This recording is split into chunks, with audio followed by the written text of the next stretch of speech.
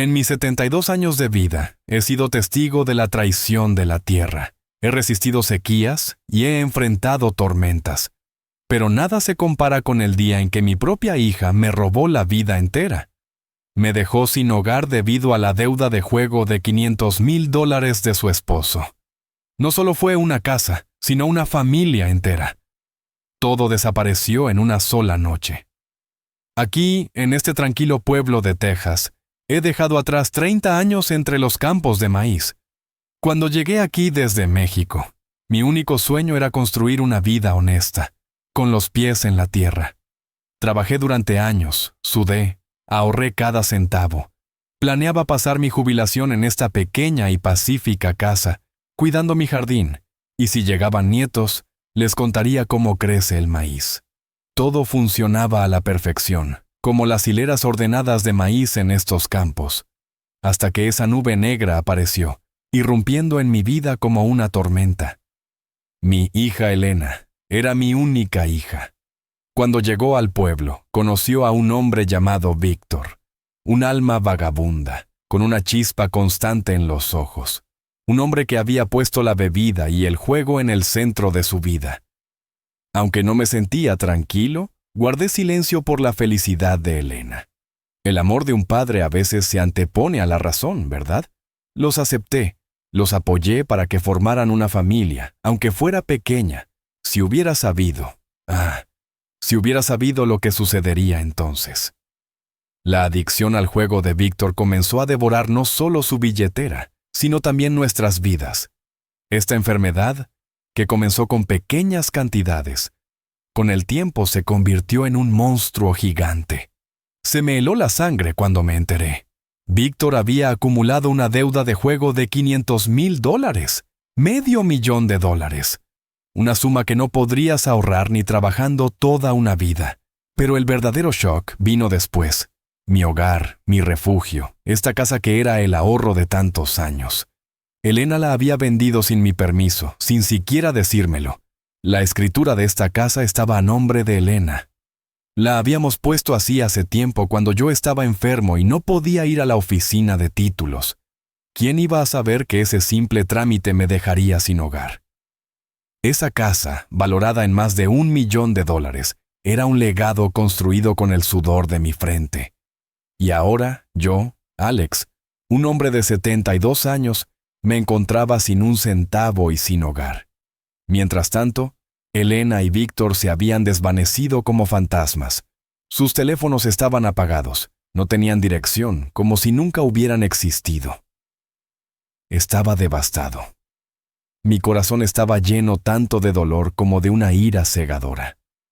Pero un granjero mexicano no se rinde fácilmente. Aprendí a mantenerme firme contra el viento en los campos, a labrar la tierra, a resistir las tormentas. Esta traición no solo me dejó indefenso, sino que también encendió un fuego dentro de mí, un atisbo de esperanza. No, esto era una convicción. Haría que mi hija y ese yerno pagaran por todo lo que me habían hecho, y esa cuenta sería muy amarga. Los primeros días después de perder mi casa fueron los más oscuros de mi vida. Créanme cuando les digo que he vivido momentos difíciles, pero esto era diferente, porque no era solo la pérdida material, sino la traición de sangre lo que me consumía por dentro. Me quedé en el sofá de mi viejo amigo Roberto, un compañero agricultor que conocía desde mis primeros años en Texas. Él me abrió las puertas de su modesta casa sin hacer preguntas, y eso me recordó que todavía existía la bondad en este mundo, aunque mi propia hija me hubiera olvidado. Durante esas noches de insomnio, miraba el techo agrietado de la habitación de invitados, y mi mente no dejaba de dar vueltas tratando de entender cómo había llegado a este punto. Cómo la niña que solía trenzar su cabello mientras me contaba sus sueños, se había convertido en alguien capaz de dejarme en la calle sin remordimiento alguno. Pero el dolor pronto se transformó en algo más poderoso, en determinación pura y dura, como el acero templado en el fuego de la traición. Al tercer día decidí que no podía quedarme de brazos cruzados esperando a que el destino resolviera las cosas por mí. Tenía que actuar, y rápido, antes de que Elena y Víctor desaparecieran completamente con el dinero que les pertenecía a mis años de trabajo. Fui a la oficina del sheriff del condado, un edificio pequeño de ladrillo rojo en el centro del pueblo, donde el aire acondicionado hacía un ruido constante, como si también estuviera cansado de funcionar. El sheriff Morrison era un hombre corpulento de unos 50 años con bigote gris y una mirada que había visto demasiadas injusticias en su carrera. Me recibió con una mezcla de simpatía y escepticismo cuando le conté mi historia completa sin omitir ningún detalle vergonzoso. «Señor Alex», me dijo mientras tamborilear sus dedos sobre el escritorio de metal, «entiendo su situación y créame que me gustaría ayudarlo, pero el problema es que técnicamente su hija era la dueña legal de la propiedad según los documentos que tenemos registrados. Ella tenía todo el derecho de vender esa casa, aunque moralmente sea cuestionable lo que hizo». Sus palabras fueron como puñales en mi pecho. Pero no me rendí. Le expliqué que esa casa fue comprada con mi dinero, con mis ahorros, que solo puse la escritura a nombre de Elena por conveniencia cuando estuve enfermo, y no podía moverme con facilidad para hacer los trámites necesarios en la oficina de títulos del condado. Morrison suspiró profundamente y se recostó en su silla que crujió bajo su peso. «Mire, don Alex, lo que necesita es un abogado, no un sheriff, porque esto es un asunto civil, no criminal, a menos que pueda probar fraude o coacción. Pero eso requiere evidencia sólida y tiempo». Salí de esa oficina sintiéndome más desesperado que antes, pero no derrotado porque un hombre que ha cultivado tierra árida durante décadas sabe que la perseverancia es más valiosa que la suerte. Caminé por las calles polvorientas del pueblo bajo el sol abrasador de Texas, pensando en mi próximo movimiento, cuando de repente me topé con alguien que no esperaba ver. Era Linda Chen, una abogada de origen chino que había llegado al pueblo hacía unos 5 años y había establecido su pequeño bufete en una oficina sobre la panadería del centro. Nos conocíamos de vista porque a veces compraba pan en la misma panadería y nos saludábamos con cortesía, pero nunca habíamos tenido una conversación profunda. Ese día algo en mi expresión debe haber revelado mi desesperación, porque ella se detuvo y me preguntó con genuina preocupación si me encontraba bien. No sé por qué, pero en ese momento decidí contarle toda mi historia parado ahí en la acera mientras la gente pasaba a nuestro alrededor, ocupada en sus propios asuntos. Linda me escuchó atentamente sin interrumpir, y cuando terminé, vi algo en sus ojos que no había visto en los del sheriff. Era indignación pura. «Señor Alex», me dijo con voz firme, «esto no se va a quedar así porque lo que le hicieron no solo es moralmente reprobable, sino que también podría tener consecuencias legales. Si sabemos cómo proceder correctamente, venga a mi oficina mañana a primera hora, y revisaremos todos los documentos que tenga relacionados con la compra de esa casa». Me dio su tarjeta y por primera vez en días, sentí una chispa de esperanza encenderse en mi pecho, como una semilla que finalmente encuentra agua después de una larga sequía. Esa noche en casa de Roberto no pude dormir de la emoción y la ansiedad mezcladas en mi estómago, como ingredientes de un guiso amargo. Me pasé horas revisando todos los papeles viejos que había guardado en una caja de cartón, que Roberto me había permitido recuperar de mi antigua casa, antes de que los nuevos dueños tomaran posesión completa. Entre recibos amarillentos y fotografías descoloridas, encontré lo que necesitaba: los documentos originales de la compra de la casa con mi nombre como comprador, los registros de transferencias bancarias que mostraban claramente que el dinero había salido de mi cuenta, y lo más importante, un documento notariado donde Elena reconocía que la casa se ponía a su nombre solo por conveniencia temporal debido a mi enfermedad, pero que yo seguía siendo el verdadero propietario. Ese papel lo habíamos hecho en un momento de lucidez cuando mi abogado anterior, el viejo señor Thompson, que ya había fallecido, nos aconsejó proteger mis intereses, aunque Elena no parecía necesitar esa protección en aquel entonces. A la mañana siguiente, llegué a la oficina de Linda Chen antes de que abriera oficialmente. Estaba tan ansioso que había salido de casa de Roberto, cuando todavía estaba oscuro, y había caminado las 6 cuadras hasta el centro del pueblo, mientras el cielo se teñía de naranja y rosa con Nomitonoacina. El amanecer. Linda llegó puntual a las 8 de la mañana vestida con un traje azul marino que contrastaba con su cabello negro, recogido en un moño elegante. Me saludó con una sonrisa profesional pero cálida, y me invitó a subir las escaleras estrechas que conducían a su oficina.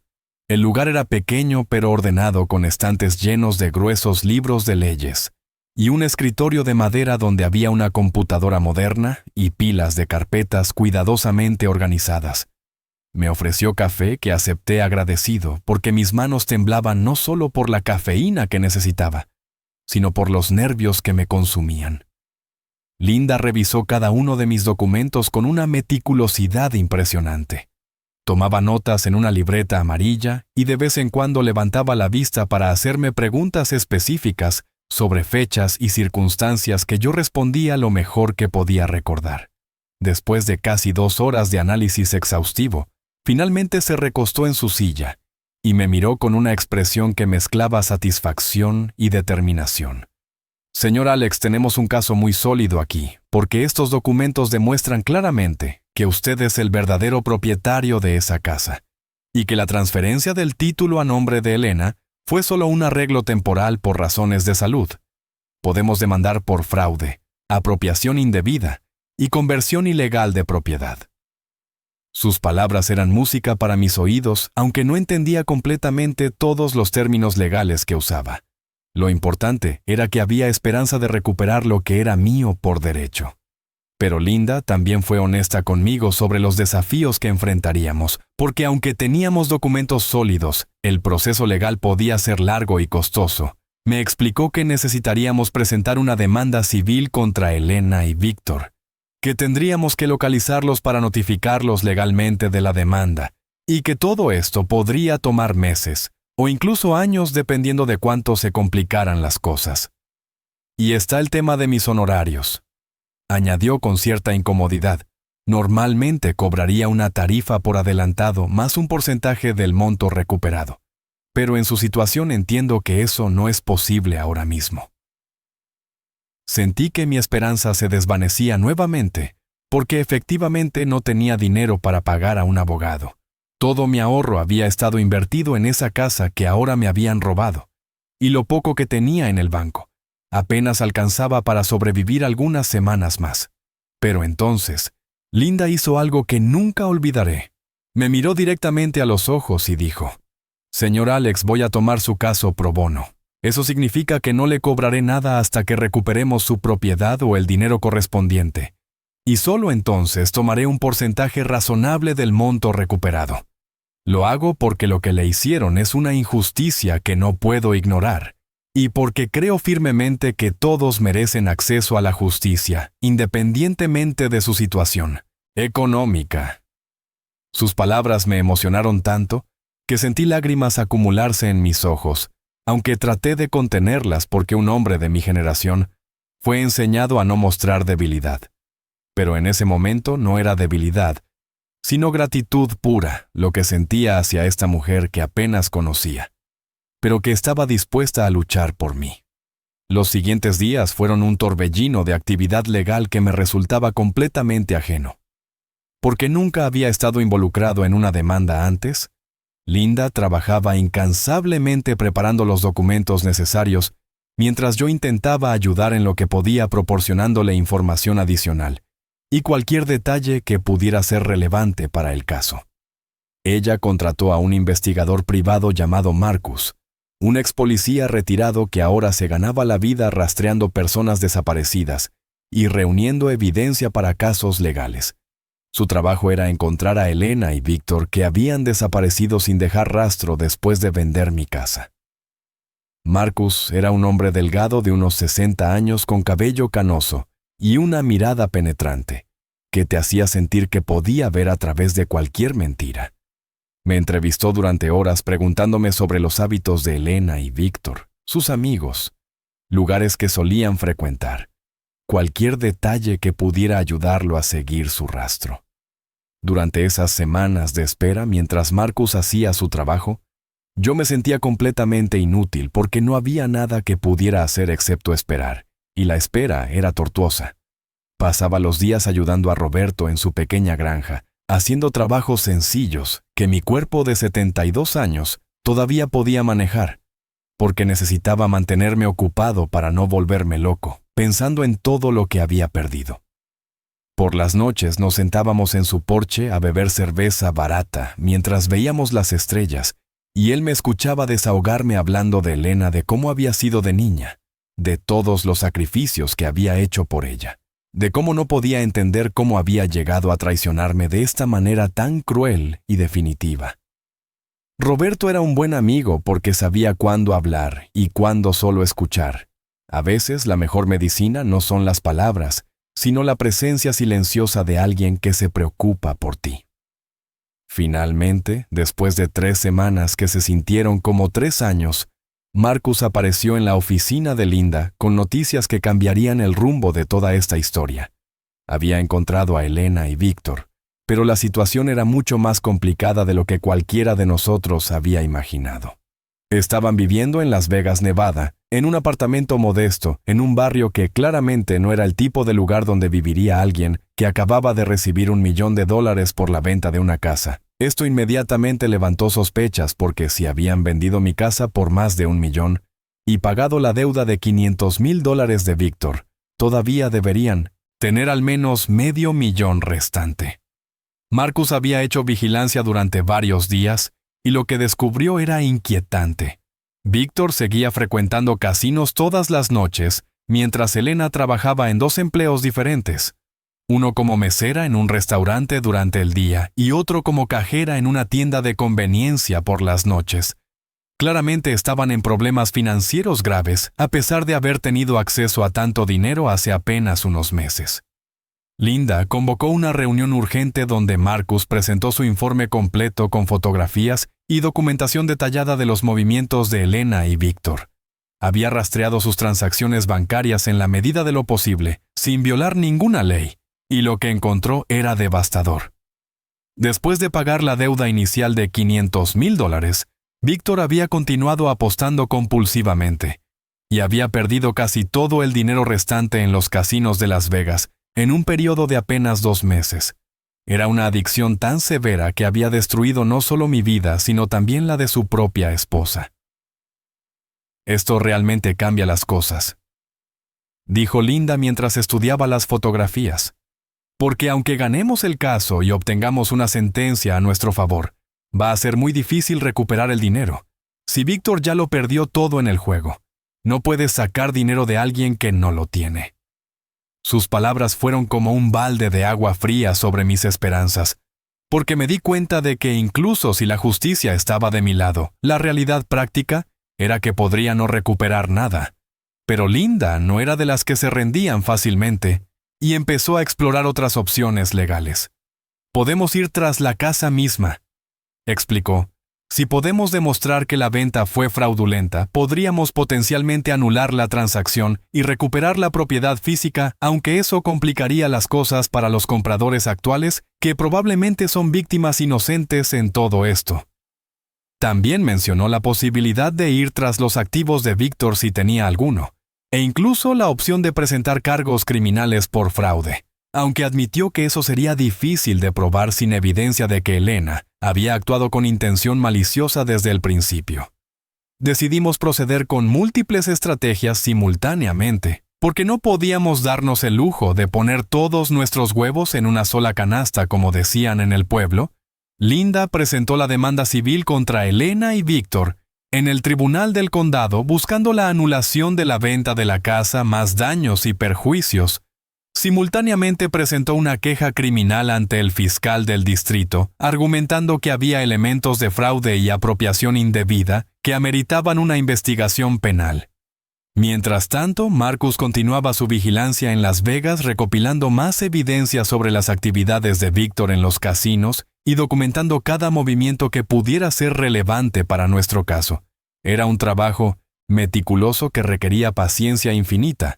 Pero Marcus era un profesional consumado, que sabía exactamente qué hacer.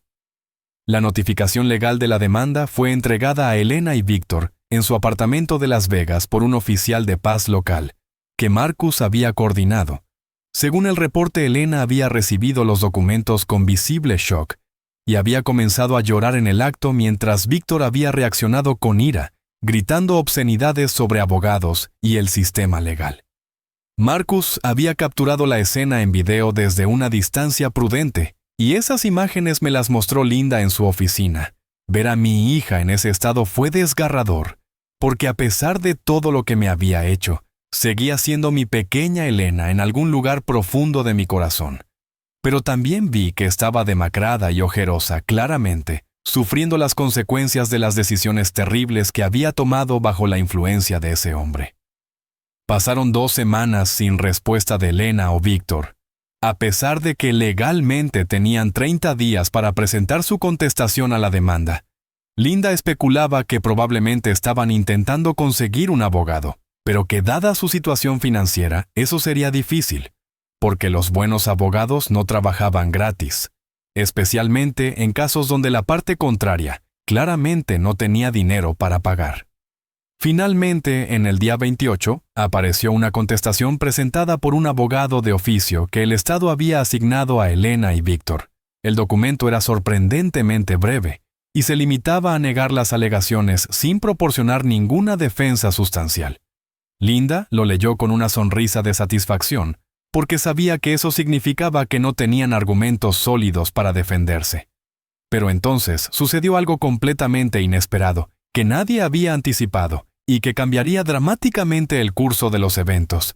Recibí una llamada telefónica en el celular barato que había comprado después de perder mi casa, porque mi teléfono anterior había quedado atrás en el caos de mi desalojo repentino. Era Elena, y su voz sonaba tan quebrada y desesperada, que apenas podía entender lo que decía entre sollozos. «Papá, por favor, perdóname. Papá no sabía que esto llegaría tan lejos. Papá, estoy tan arrepentida. Papá, por favor, retira la demanda. Y te prometo que encontraré la manera de devolverte todo». Sus palabras me atravesaron como flechas porque era la primera vez que escuchaba su voz en meses, y a pesar de toda mi ira y mi dolor, el instinto paternal era difícil de ignorar. Quería gritarle y preguntarle cómo había podido hacerme esto, pero también quería abrazarla y decirle que todo estaría bien, aunque claramente nada estaba bien.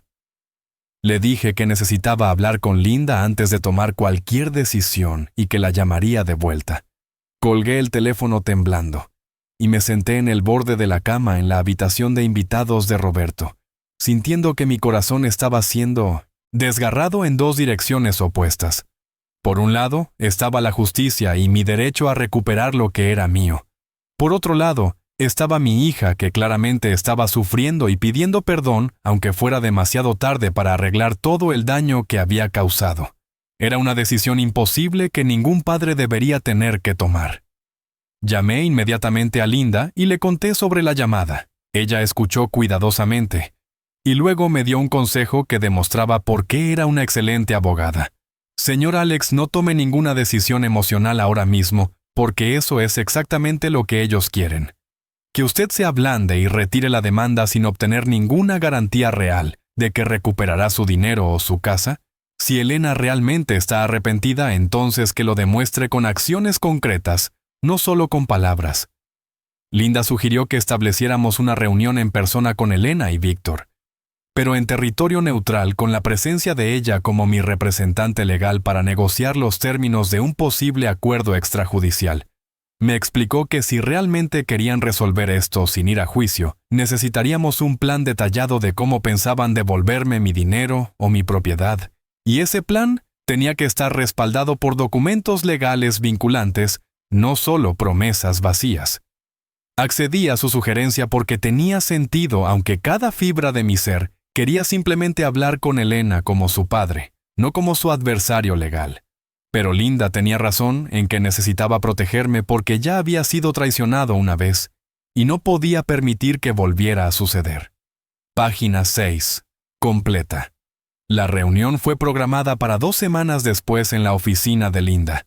Porque ninguna de las partes quería viajar a Las Vegas o dejar que Elena y Víctor vinieran al pueblo donde podrían intentar desaparecer nuevamente, Linda insistió en que ellos pagaran sus propios boletos de avión y hotel, como muestra de buena fe, aunque sospechábamos que probablemente pedirían dinero prestado o usarían tarjetas de crédito que ya estaban al límite para hacer el viaje.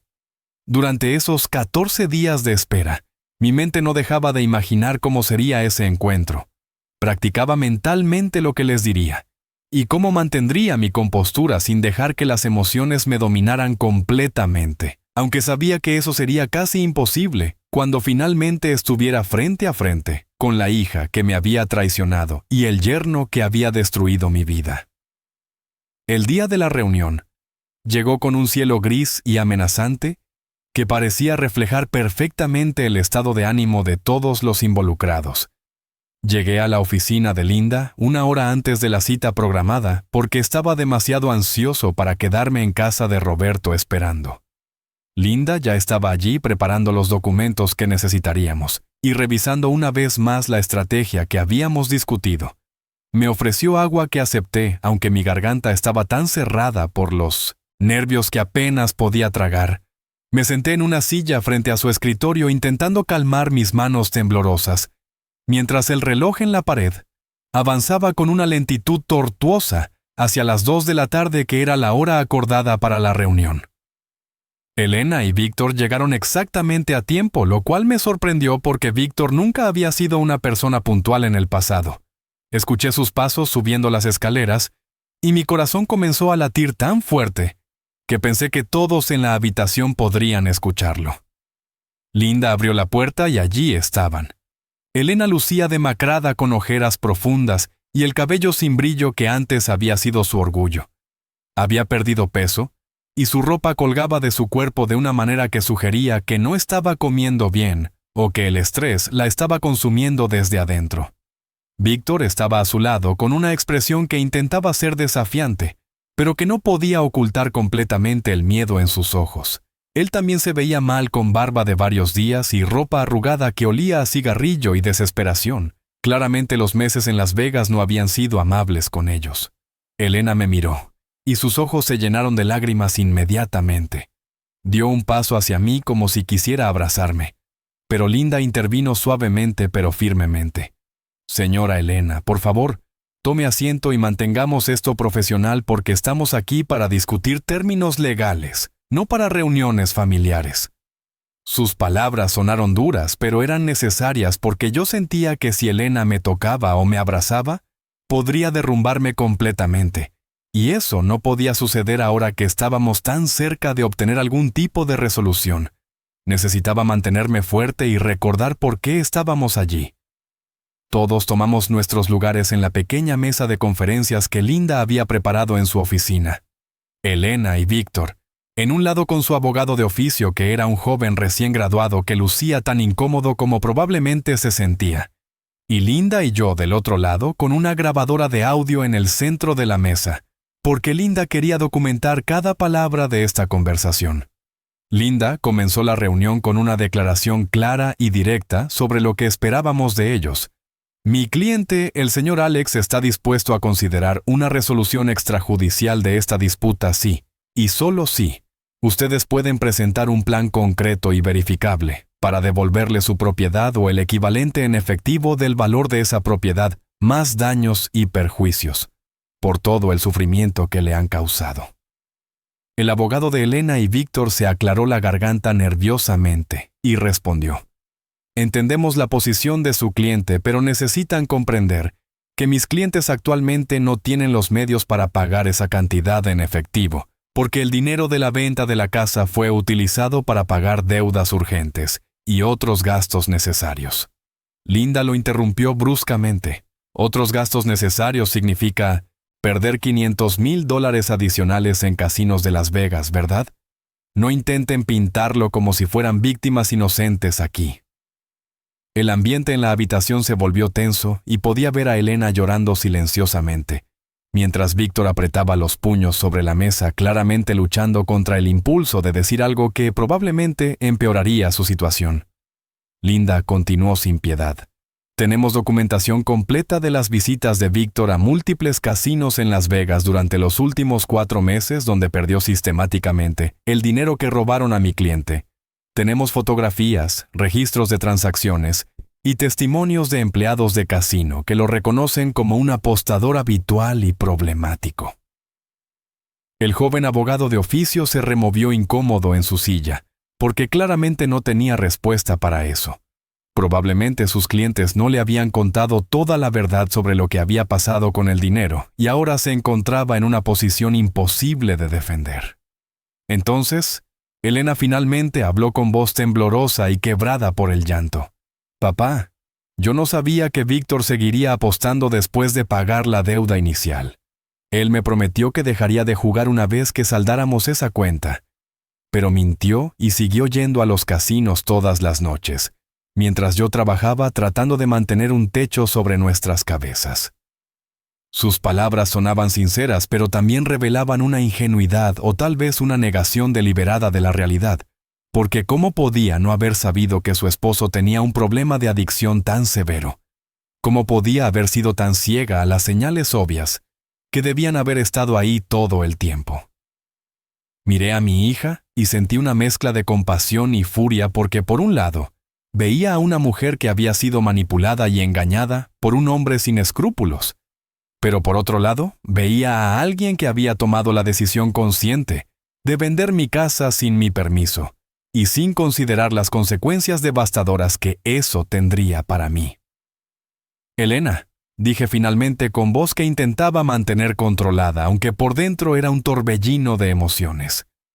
«Tú sabías que esa casa era todo lo que yo tenía después de años de trabajo duro en los campos bajo el sol abrasador.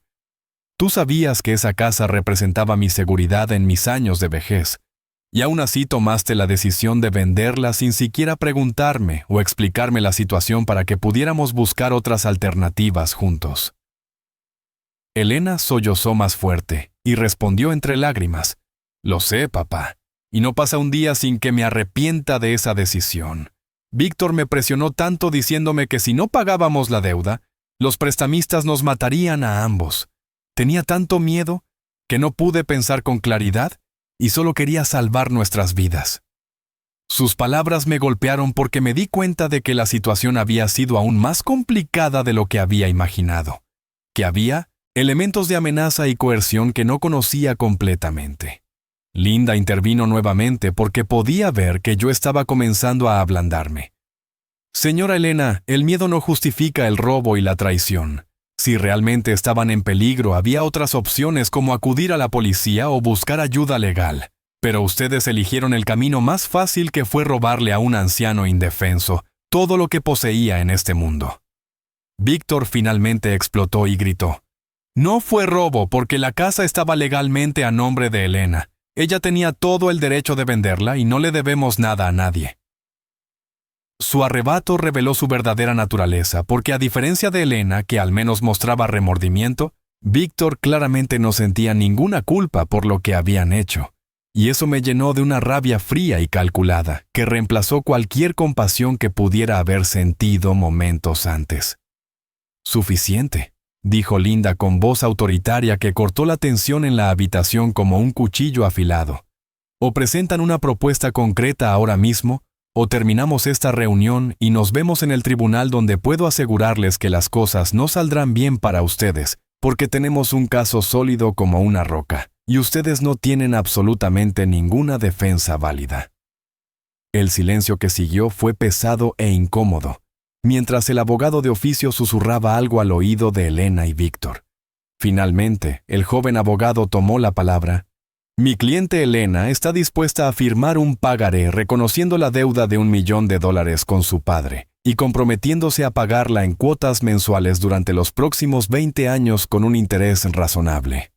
Linda y yo intercambiamos miradas porque ambos sabíamos que esa propuesta era completamente inadecuada.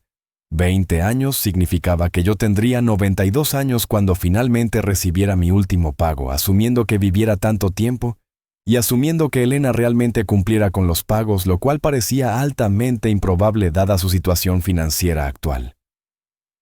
«Eso es inaceptable», respondió Linda firmemente. «Mi cliente tiene 72 años y necesita ese dinero ahora para poder vivir dignamente lo que le queda de vida, no dentro de 20 años cuando probablemente ya no esté aquí para disfrutarlo. Además, basándonos en la situación financiera actual de sus clientes, no hay ninguna garantía de que puedan o quieran cumplir con esos pagos mensuales. El abogado de oficio se encogió de hombros en un gesto de impotencia. Entonces no sé qué más podemos ofrecer porque literalmente no tienen activos ni ingresos suficientes para pagar una suma mayor en un periodo más corto de tiempo.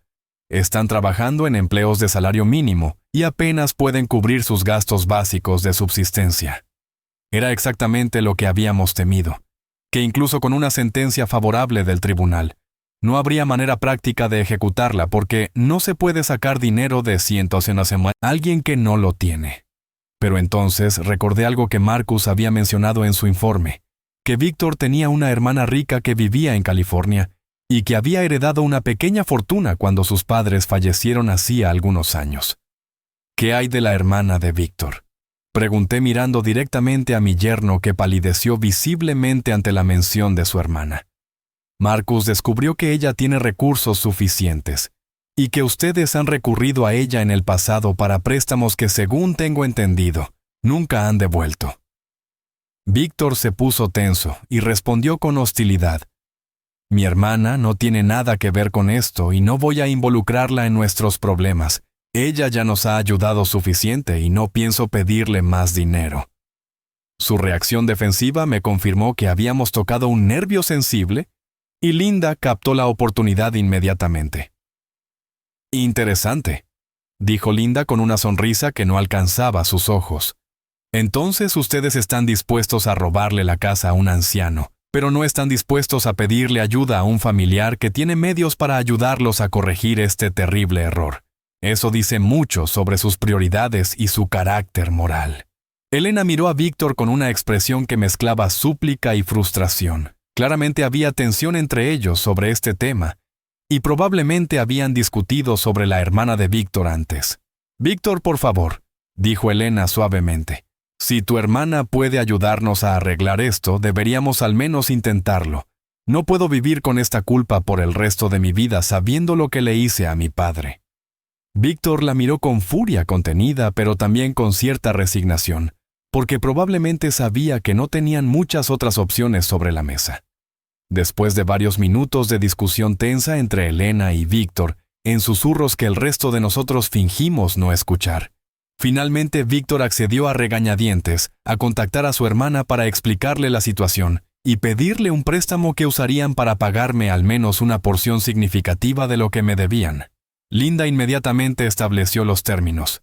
Tienen 2 semanas para contactar a su hermana y obtener una respuesta definitiva con documentación que demuestre su compromiso de proporcionar los fondos necesarios. Si no pueden conseguir el dinero completo, al menos necesitamos una cantidad sustancial como pago inicial, más un plan de pagos mensual para el resto con garantías reales, no solo promesas vacías. El abogado de oficio tomó notas furiosamente mientras Linda dictaba los términos específicos que incluían la cantidad mínima aceptable para el pago inicial que establecimos en $300,000, un monto que representaba aproximadamente 1/3 del valor de la casa, y que daría a Elena y Víctor algo de alivio mientras establecían un cronograma razonable para el resto. La reunión terminó con todos firmando un acuerdo preliminar que establecía estos términos, y que sería vinculante si Elena y Víctor cumplían con su parte del trato. Si no cumplían, entonces el acuerdo se volvería nulo, y procederíamos con el juicio completo donde buscaríamos no solo la recuperación del dinero, sino también cargos criminales por fraude. Cuando Elena y Víctor se levantaron para irse, Elena se acercó a mí una última vez y esta vez Linda no la detuvo. Me abrazó con fuerza mientras sollozaba en mi hombro y susurraba: «Lo siento, papá, lo siento mucho». Una y otra vez.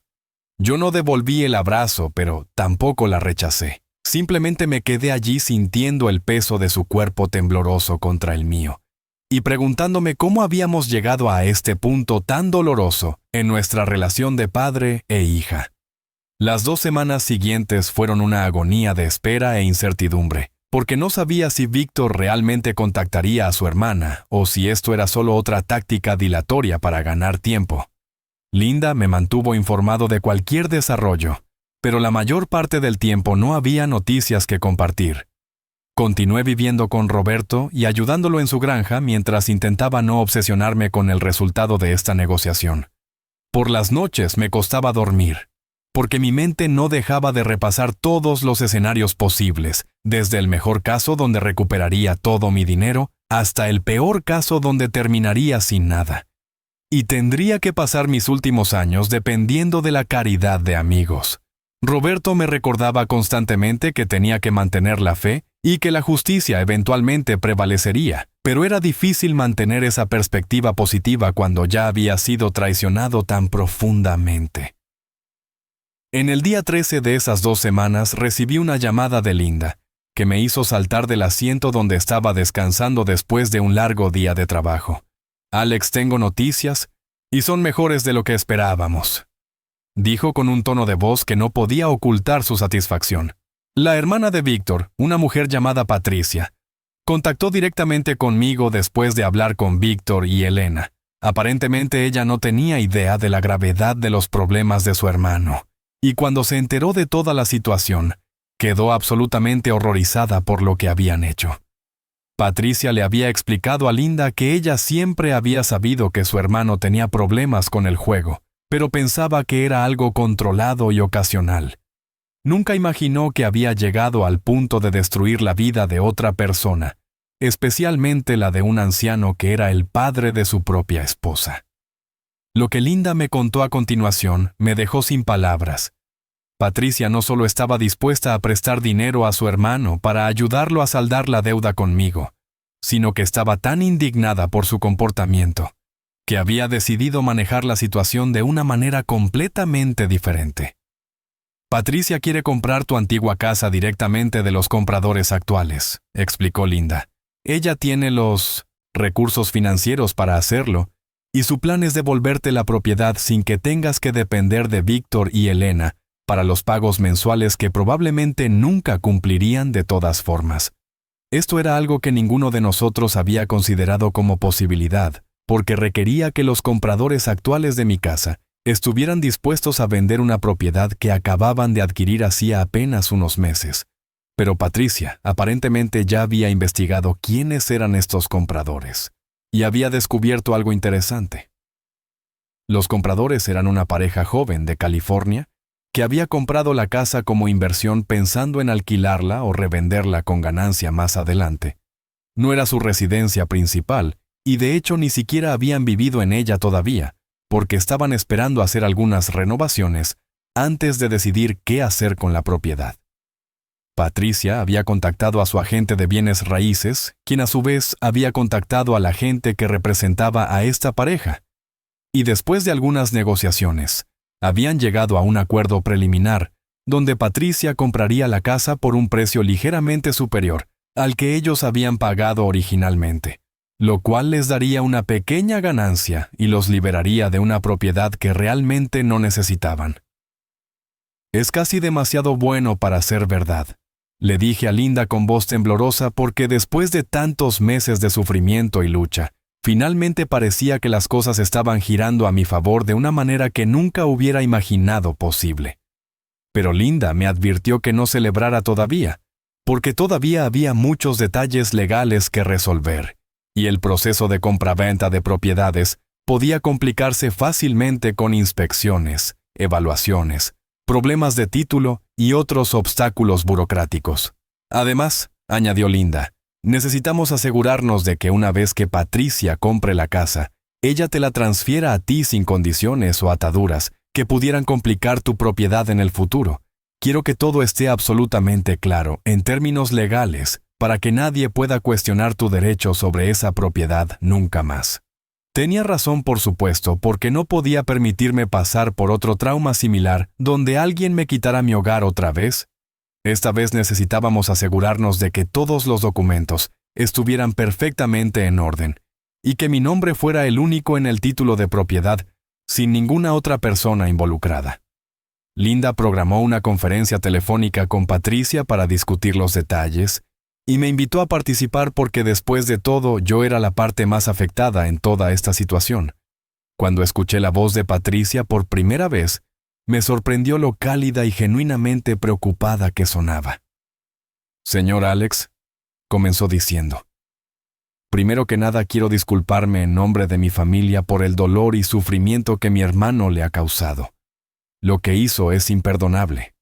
Y aunque no puedo cambiar el pasado, al menos puedo intentar ayudar a corregir este terrible error en la medida de lo posible. Sus palabras me conmovieron profundamente, porque era raro encontrar a alguien dispuesto a asumir responsabilidad por las acciones de un familiar, cuando legalmente no tenía ninguna obligación de hacerlo. Patricia estaba haciendo esto puramente por un sentido de decencia y justicia moral que claramente su hermano no poseía. Patricia explicó su plan en detalle. Compraría la casa de los compradores actuales por $1.150.000, que era $50,000 más de lo que ellos habían pagado, y que representaba un incentivo suficiente para que aceptaran vender una propiedad que técnicamente no necesitaban vender. Una vez completada esa transacción, ella transferiría la casa directamente a mi nombre, sin costo alguno para mí. Esencialmente sería un regalo que corregiría la injusticia que su hermano había cometido. Pero hay una condición, añadió Patricia. Y mi corazón se hundió momentáneamente temiendo que después de todo, hubiera algún truco oculto en esta oferta aparentemente generosa. La condición es que Víctor debe aceptar someterse a tratamiento profesional para su adicción al juego en un centro de rehabilitación que yo pagaré, y tanto él como Elena deben firmar documentos legales donde reconozcan lo que hicieron y se comprometan a nunca intentar reclamar ningún derecho sobre esa propiedad o sobre ti en el futuro. Era una condición completamente razonable, y de hecho era más de lo que yo hubiera pedido, porque al menos ofrecía alguna esperanza de que Víctor pudiera obtener la ayuda que desesperadamente necesitaba, aunque francamente, yo dudaba que un adicto tan severo pudiera realmente cambiar. Linda y yo discutimos los términos con Patricia durante casi 2 horas, asegurándonos de que entendíamos cada aspecto del acuerdo, y que no había posibilidad de malentendidos o sorpresas desagradables más adelante. Finalmente, acordamos que Linda prepararía todos los documentos legales necesarios y que programaríamos una fecha para la firma formal, una vez que todos los elementos estuvieran en su lugar. Colgué el teléfono sintiendo una mezcla de euforia y incredulidad, porque después de tantos meses de oscuridad, finalmente había un rayo de luz verdadera al final del túnel. Las siguientes semanas fueron un torbellino de actividad legal y burocrática, mientras Linda coordinaba con múltiples abogados, agentes de bienes raíces, compañías de títulos y todas las otras partes involucradas en este complicado rompecabezas de transacciones inmobiliarias. Patricia resultó ser tan eficiente como generosa porque contrató a los mejores profesionales para manejar su lado de la transacción y se aseguró de que todo avanzara lo más rápido posible, sin comprometer la calidad o la legalidad del proceso. Claramente era una mujer acostumbrada a hacer negocios importantes, y sabía cómo hacer que las cosas sucedieran. Los compradores originales de mi casa aceptaron la oferta de Patricia casi inmediatamente, porque para ellos era una oportunidad de obtener una ganancia rápida, sin tener que esperar meses o años para revender la propiedad en el mercado abierto. Firmaron los documentos necesarios, y comenzó el periodo de escrow que normalmente toma 30 días, pero que Patricia logró acortar a solo 3 semanas utilizando su influencia y recursos financieros. Mientras tanto, Linda preparó los documentos que Víctor y Elena tendrían que firmar como parte del acuerdo. Estos incluían una confesión detallada de lo que habían hecho, un reconocimiento de que no tenían ningún derecho legal o moral sobre mi casa, y una renuncia permanente a cualquier reclamación futura sobre mi propiedad o mi patrimonio. También incluían el compromiso de Víctor de completar un programa de rehabilitación de 90 días en un centro especializado en adicciones al juego que Patricia había seleccionado cuidadosamente después de investigar las mejores opciones disponibles en el país. El programa estaba ubicado en Arizona y tenía una reputación excelente por sus tasas de éxito, aunque Linda y yo sabíamos que ningún programa podía garantizar resultados si el paciente no estaba genuinamente comprometido con cambiar. Elena también tendría que firmar documentos donde aceptaba asistir a terapia familiar y a grupos de apoyo para familiares de adictos, porque Patricia sabiamente reconocía que Elena también necesitaba ayuda para entender cómo había permitido que esta situación llegara tan lejos. Llegó el día de la firma final, que se llevó a cabo en una sala de conferencias de una compañía de títulos en el centro del pueblo. Era un espacio formal con una mesa grande de caoba y sillas de cuero, donde todos los involucrados nos reunimos para completar las transacciones múltiples que devolverían mi casa a su legítimo dueño. Patricia había volado desde California específicamente para estar presente en persona, y cuando finalmente la conocí cara a cara, quedé impresionado por su presencia. Era una mujer de unos 50 años, vestida profesionalmente con un traje de negocios elegante. Pero su mirada tenía una calidez genuina que contradecía la imagen intimidante que su apariencia podría haber proyectado. Me estrechó la mano firmemente y me miró directamente a los ojos. Señor Alex, es un honor finalmente conocerlo, y espero que este proceso ayude a sanar, aunque sea un poco, el daño que mi hermano le causó. Elena y Víctor también estaban presentes, aunque sentados lo más lejos posible de mí, en la mesa grande. Ambos lucían miserables y derrotados, como si finalmente hubieran aceptado la realidad de las consecuencias de sus acciones. El oficial de la compañía de títulos era un hombre meticuloso de mediana edad, que explicó cada documento antes de pedir las firmas correspondientes.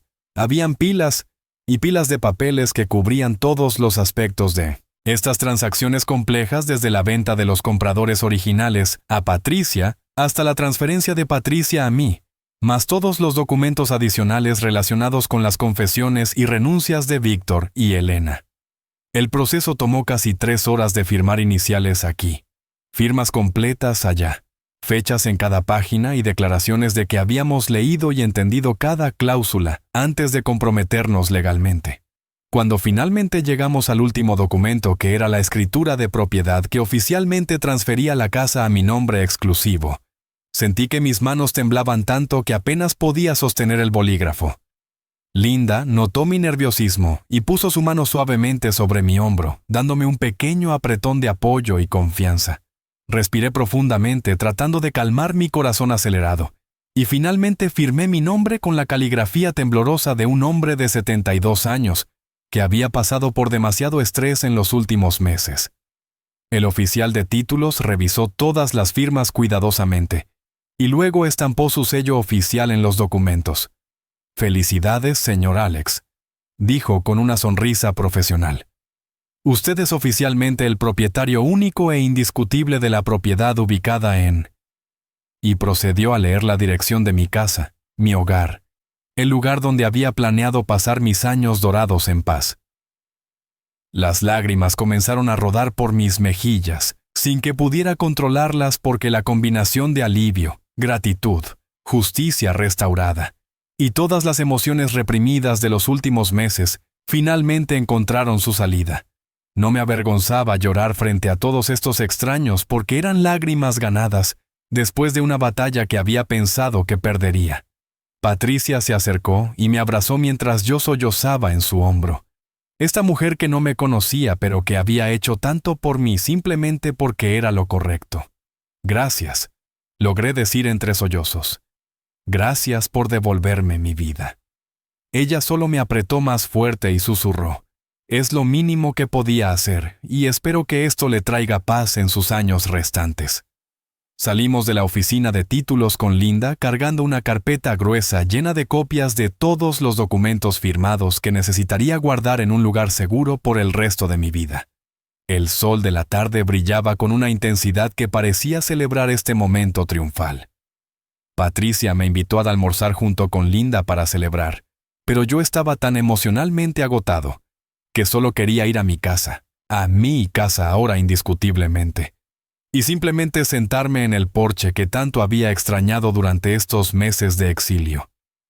Patricia entendió completamente, y nos despedimos con la promesa de mantenernos en contacto.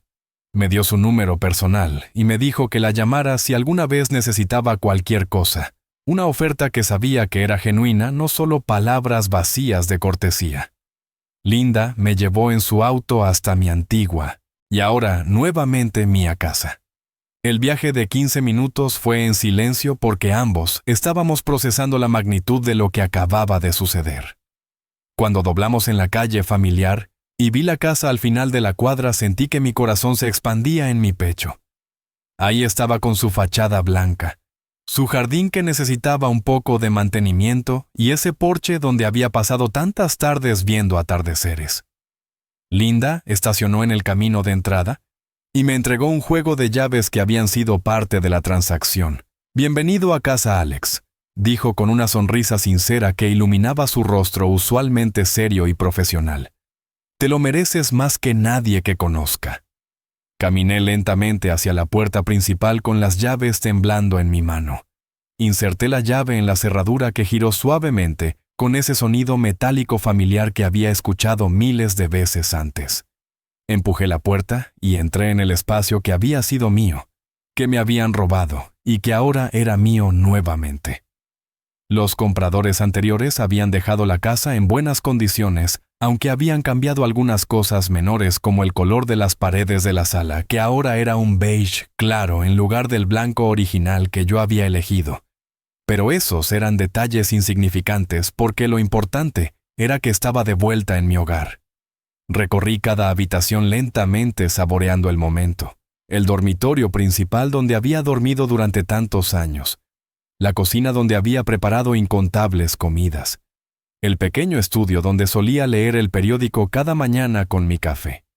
Linda me había seguido adentro y me observaba con una expresión maternal de satisfacción.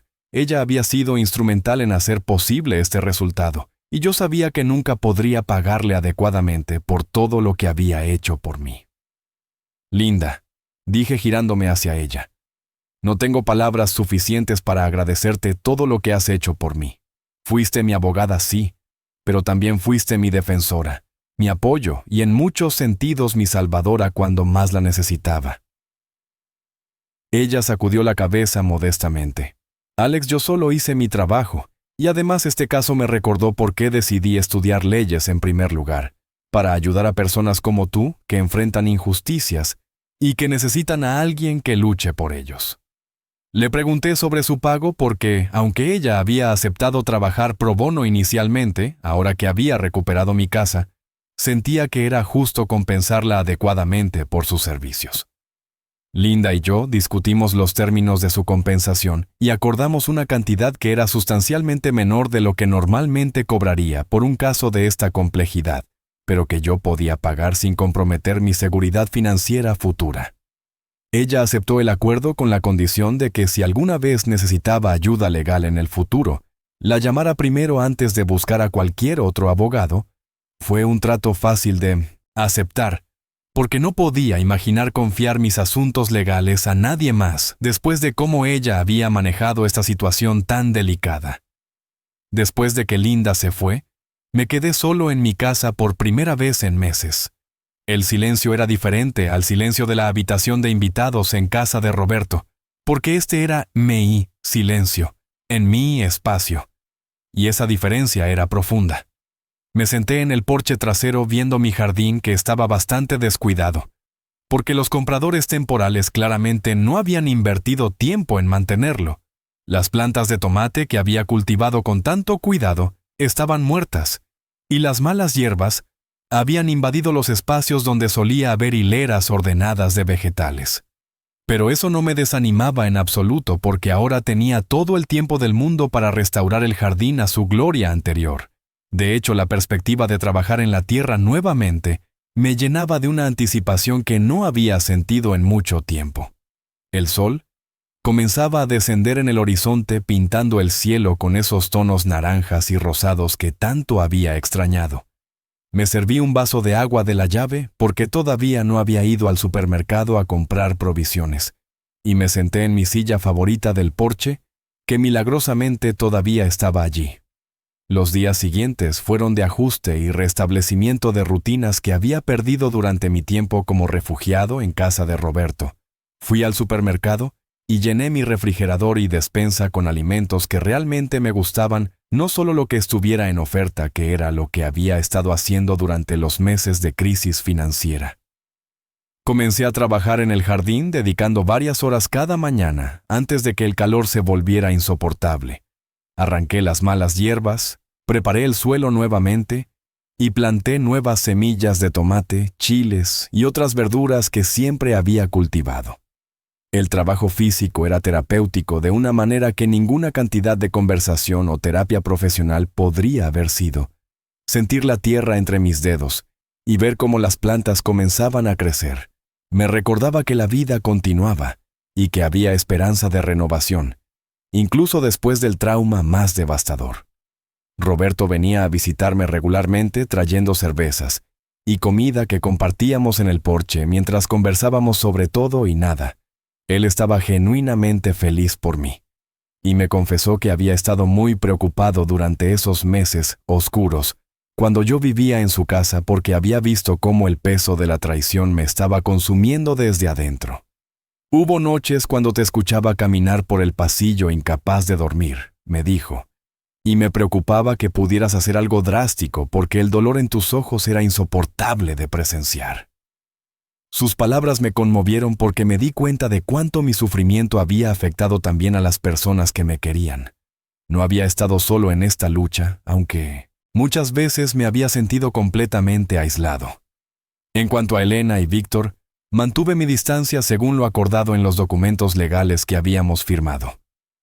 Recibí una carta de Elena pocas semanas después de recuperar mi casa.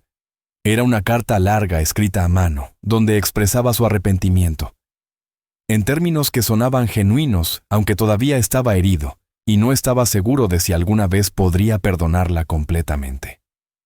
Ella me contaba que Víctor había comenzado su programa de rehabilitación en Arizona, y que hasta ahora estaba cumpliendo con el tratamiento, aunque admitía que era extremadamente difícil para él enfrentar sus demonios internos. Elena también estaba asistiendo a sus propias sesiones de terapia y a grupos de apoyo, donde había conocido a otras personas que habían sido afectadas por las adicciones de sus seres queridos. Decía que estaba aprendiendo a establecer límites saludables y a no permitir que el comportamiento destructivo de Víctor destruyera su propia vida también. La carta terminaba con una súplica de que algún día pudiéramos reconectar como padre e hija, aunque fuera de una manera limitada. Decía que entendería si yo necesitaba más tiempo, o incluso si decidía que nunca quería verla nuevamente, porque reconocía que lo que me había hecho era imperdonable. Leí esa carta varias veces tratando de discernir si sus palabras eran sinceras, o si era solo otro intento de manipulación. Finalmente decidí que no respondería inmediatamente, sino que me tomaría mi tiempo para procesar mis sentimientos antes de tomar cualquier decisión sobre el futuro de nuestra relación. Linda me aconsejó que no me apresurara en perdonar, porque el perdón real requiere tiempo y trabajo emocional. No es algo que se puede forzar o apresurar simplemente porque alguien diga las palabras correctas en una carta. Mientras tanto, enfoqué mi energía en reconstruir mi vida de la manera que siempre había imaginado antes de que todo se derrumbara. Establecí una rutina diaria que incluía trabajar en el jardín por las mañanas, leer en el porche durante las tardes calurosas y cocinar comidas sencillas pero satisfactorias que disfrutaba en mi propia mesa.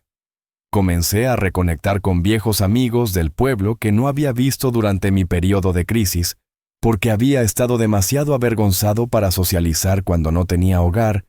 Ellos me recibieron con los brazos abiertos y sin juicio porque en comunidades pequeñas como la nuestra, la gente entiende que la vida puede ser dura y que todos enfrentamos desafíos en algún momento.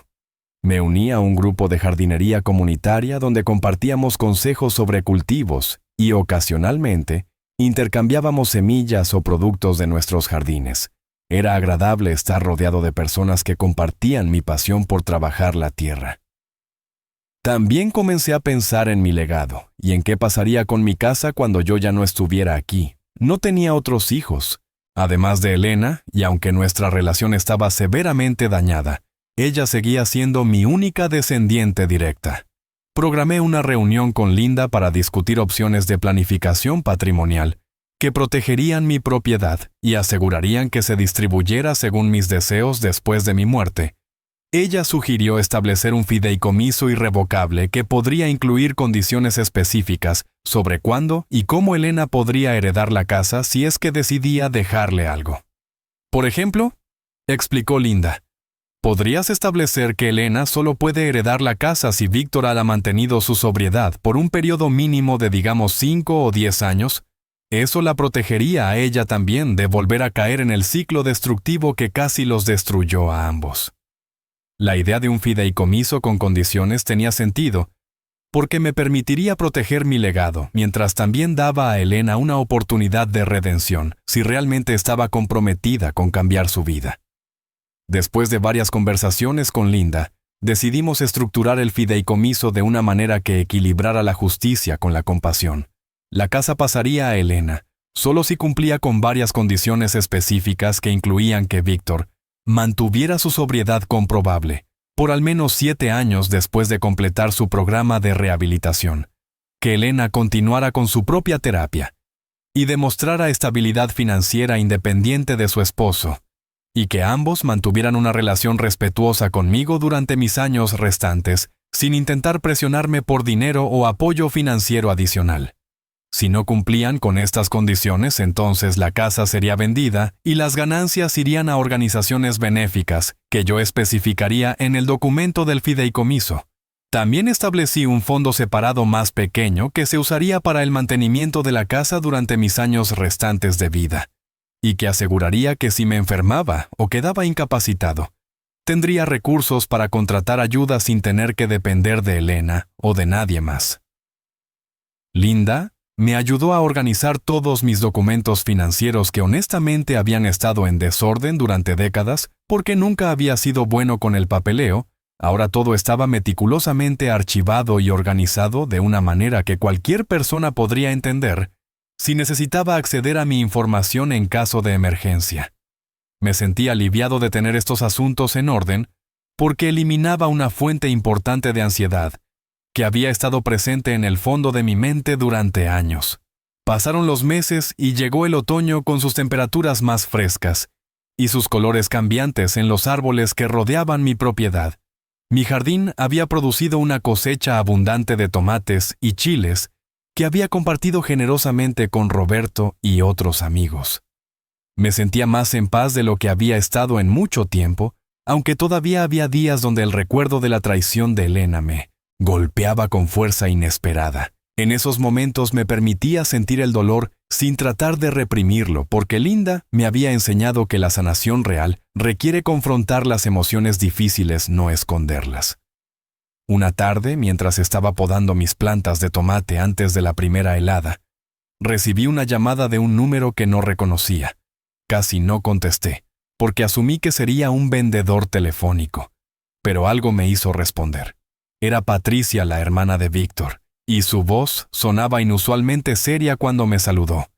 Señor Alex, espero no estar interrumpiendo nada importante, pero sentí que debía llamarlo personalmente para ponerlo al tanto de algunos desarrollos recientes.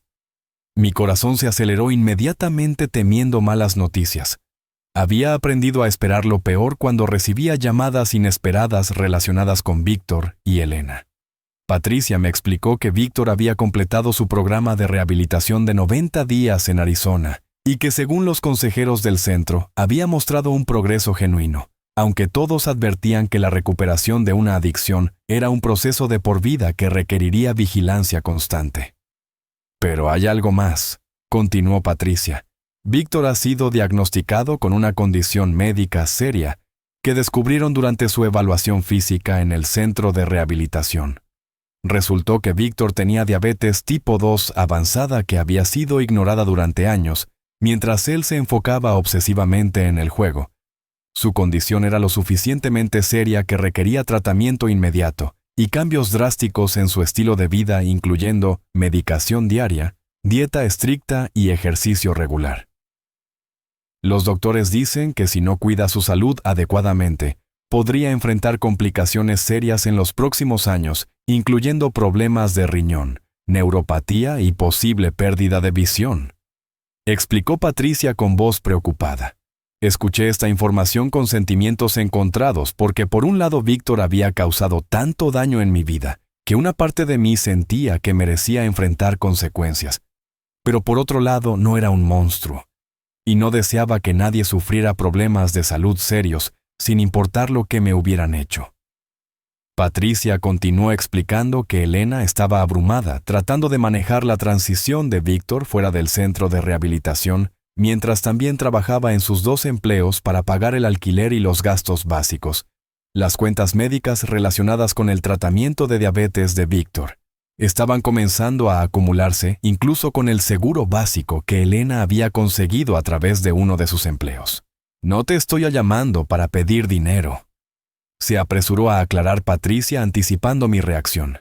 «De hecho, yo estoy ayudándolos financieramente con las cuentas médicas porque siento que es mi responsabilidad familiar. Pero pensé que deberías saber lo que está pasando porque Elena es tu hija y sé que, a pesar de todo lo que ha sucedido, todavía te importa su bienestar en algún nivel profundo». Tenía razón, por supuesto. No importaba cuán traicionado me sintiera. Elena seguía siendo mi hija, y la idea de que estuviera luchando tan intensamente me causaba dolor genuino, aunque ese dolor estaba mezclado con resentimiento por cómo habíamos llegado a este punto. Le agradecí a Patricia por mantenerme informado, y le aseguré que apreciaba todo lo que estaba haciendo por su hermano y por Elena. Después de colgar me quedé sentado en el porche durante horas, mientras el sol se ponía pensando en la complejidad de las relaciones humanas, y cómo el amor paternal no desaparece simplemente porque alguien te haya lastimado profundamente. Roberto pasó esa tarde y notó inmediatamente que algo me estaba molestando, cuando le conté sobre la llamada de Patricia y la situación de Víctor. Él suspiró profundamente y dijo: «La vida tiene una manera extraña de enseñarnos lecciones. Parece que Víctor finalmente está enfrentando las consecuencias de sus acciones de múltiples formas, pero eso no hace que la situación sea menos complicada para ti». Tenía razón como siempre, porque la parte fácil habría sido simplemente sentir satisfacción por el sufrimiento de Víctor. Pero la realidad era mucho más matizada que eso. Pasaron varias semanas más durante las cuales continué reflexionando sobre mi situación y sobre qué tipo de relación, si es que alguna, quería tener con Elena en el futuro. La primavera estaba acercándose, y con ella la promesa de un nuevo comienzo tanto para mi jardín como potencialmente para mi vida familiar. Una mañana, mientras preparaba el suelo para la temporada de siembra, decidí que era tiempo de tomar una decisión definitiva sobre Elena. No podía vivir el resto de mi vida en este limbo emocional, donde oscilaba entre la ira y la compasión sin nunca encontrar resolución. Llamé a Linda y le pedí que me ayudara a redactar una carta que enviaría a Elena. Una carta que establecería los términos bajo los cuales estaría dispuesto a comenzar el lento proceso de reconstruir nuestra relación, si es que eso era realmente posible. La carta que finalmente enviamos era clara y directa sin ser cruel. Le explicaba a Elena que, aunque estaba comenzando a procesar el trauma de su traición, todavía necesitaba tiempo antes de poder verla en persona. Le establecí condiciones específicas que incluían que ella continuara con su terapia, que Víctor mantuviera su sobriedad y su tratamiento médico, y que ambos respetaran mi necesidad de espacio y tiempo sin presionarme por reconexión prematura.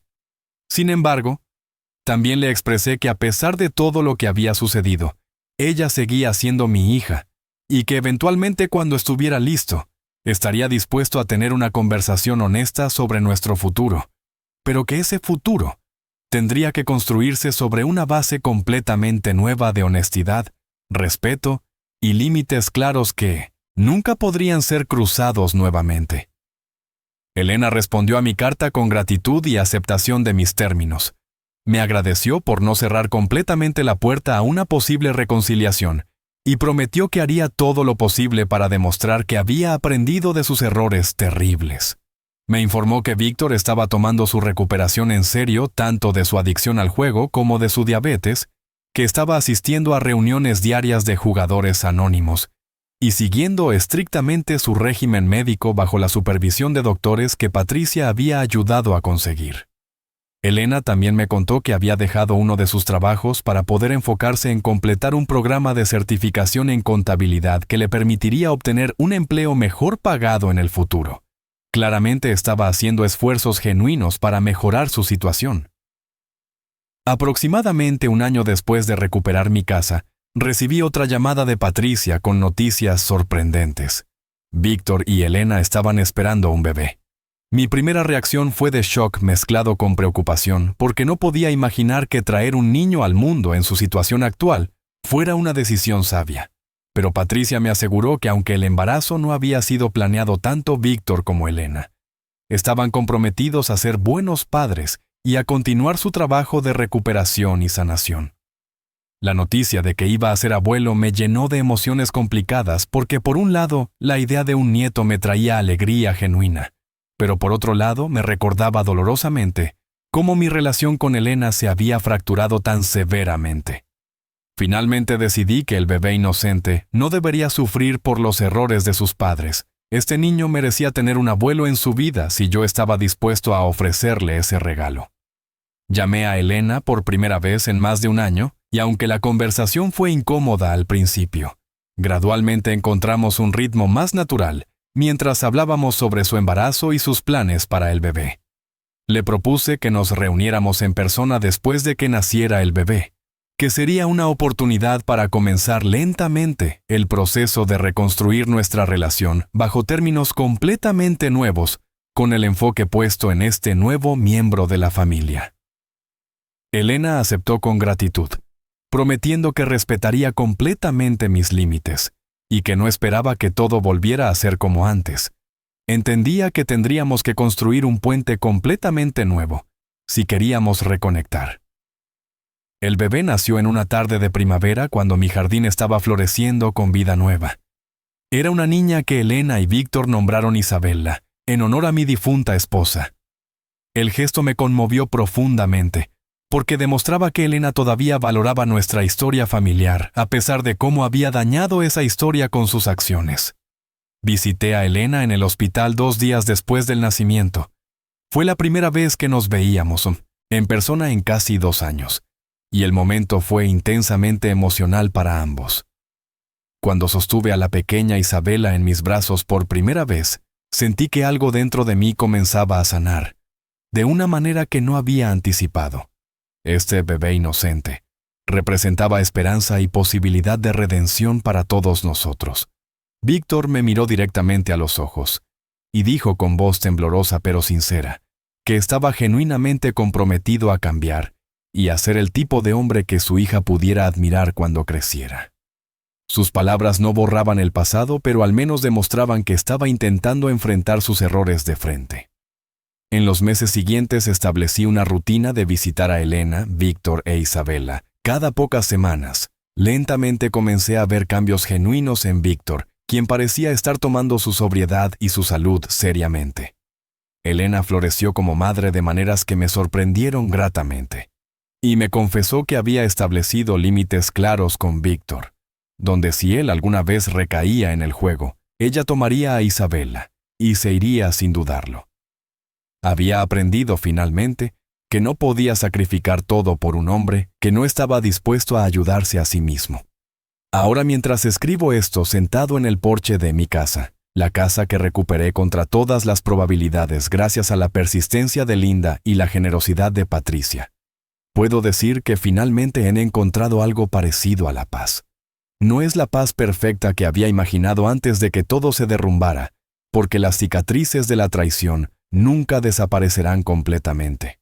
Pero es una paz que he ganado a través de la lucha, la perseverancia y eventualmente la disposición a abrirme a la posibilidad del perdón, aunque ese perdón sea imperfecto y condicional.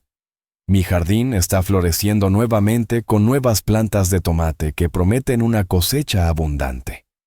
Isabella ha comenzado a dar sus primeros pasos, y cada vez que la veo siento que mi corazón se expande con amor, por esta nueva vida que representa esperanza y continuidad. He actualizado mi fideicomiso para incluir provisiones para Isabella, asegurándome de que sin importar lo que suceda con sus padres, ella tendrá seguridad financiera cuando crezca. Es mi manera de protegerla y de asegurarme de que el legado de dolor que casi destruyó nuestra familia se transforme en algo que pueda beneficiarla en el futuro. Linda sigue siendo mi abogada y amiga cercana, A menudo viene a visitarme y compartimos té en el porche mientras discutimos la vida y las complejidades de las relaciones humanas. Así que aquí estoy, Alex, un hombre de 73 años ahora, sentado en el porche de mi casa recuperada, viendo el amanecer sobre los campos de maíz que una vez trabajé con mis propias manos. He sobrevivido una de las traiciones más profundas que un padre puede experimentar, y he emergido no sin cicatrices, pero con mi dignidad intacta, mi casa restaurada y mi familia lentamente sanando. Las Cuasta. Justicia finalmente prevaleció no exactamente como había imaginado, pero de una manera que al final resultó ser mejor, porque no solo recuperé mi propiedad, sino que también mantuve abierta la puerta a la redención y la reconciliación familiar. Esta es mi historia, la historia de cómo perdí todo y luego lo recuperé. La historia de traición y justicia, de dolor y sanación, de ira y eventual perdón imperfecto. Es la historia de un viejo agricultor mexicano que se negó a rendirse incluso cuando todo parecía perdido, porque había aprendido en los campos de maíz que la persistencia y la paciencia eventualmente traen cosechas abundantes. Y mientras el sol continúa subiendo en el cielo de Texas, pintando el mundo con colores dorados, sé en mi corazón que finalmente estoy en casa, verdadera y completamente en casa, y que al final gané no solo mi casa, sino también la oportunidad de ver a mi nieta crecer. Eso es lo único que realmente importa.